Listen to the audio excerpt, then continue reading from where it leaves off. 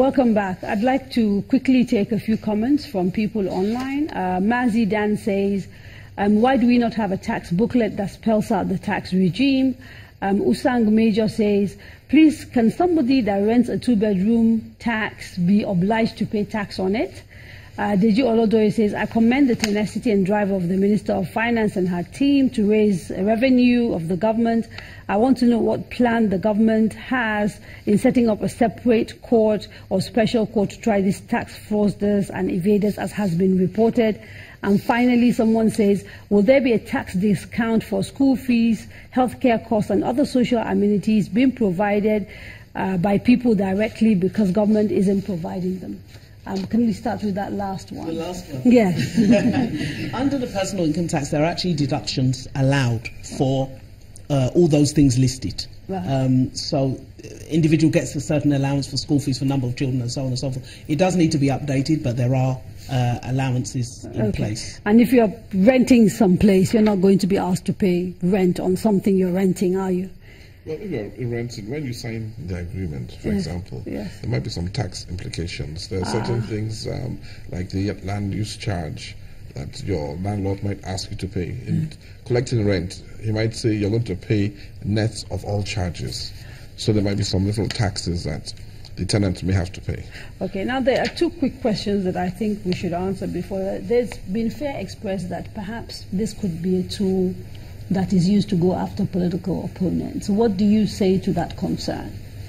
We have no, tax is very interesting. When we did the VAIDS, and I was happy they showed the launch video.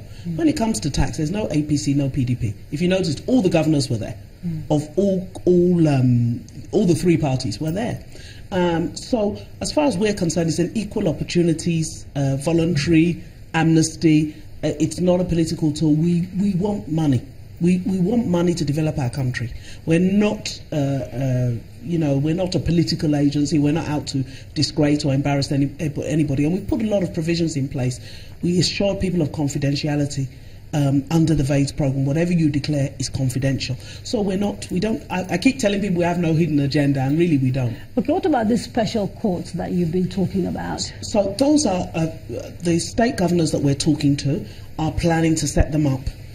Because they have not the powers. Federal court. No, because federal is the federal, and I'm sure chairman can take that question. But the state under personal income tax, a bit like I think Lagos, they have some special courts for environmental offences. It allows them to quickly dispatch such cases. So they're the ones that are planning to set up those facilities, so that as soon as VAIDS is over, whoever's left who clearly doesn't want to pay, that's a real tax evader. Then they need to deal with them very quickly. At the federal level, special courts to facilitate and quicken the action? Yes. Well, we've actually written to the registrar, and especially in the area of the sale of properties. Someone asked a question about property ownership. We did do a review of all corporate organizations in FCT that own properties that were not registered, that don't pay tax. We did find out that in terms of value, we have properties worth 2 trillion that belong to corporate organizations that have never filed any tax, and now we're in the process of getting a court order to start selling those properties if the owners do not come forth and pay the taxes. And this is a program we're going to roll over across the whole nation. We concluded in Kaduna and in Lagos, and we're going to take it to other states. So VAIDS is also available to corporate clients, to agencies, to MDAs, like he said, people who sort of don't do the right thing. Well, MDAs are government, so yes. Well, that's. Are you going to? They're not doing the right thing. The minister is certainly aware of it, and the Office of the Accountant General. For those who do not remit taxes that they should, they'll be dealt with. What are the sort of likely penalties that you would enforce on yourself, essentially, government agencies? What the Accountant General has done, it's actually an offence under our rules, our financial regulations, to deduct tax and not to remit it. So those accountants, those responsible officers will be disciplined. And the Accountant General has actually sent out a circular. And we've seen a massive increase in compliance. In fact, last month, I think we recorded the highest ever VAT, 96 billion was collected for VAT last month. Because we are forcing agents, you cannot deduct people's taxes and then not remit them.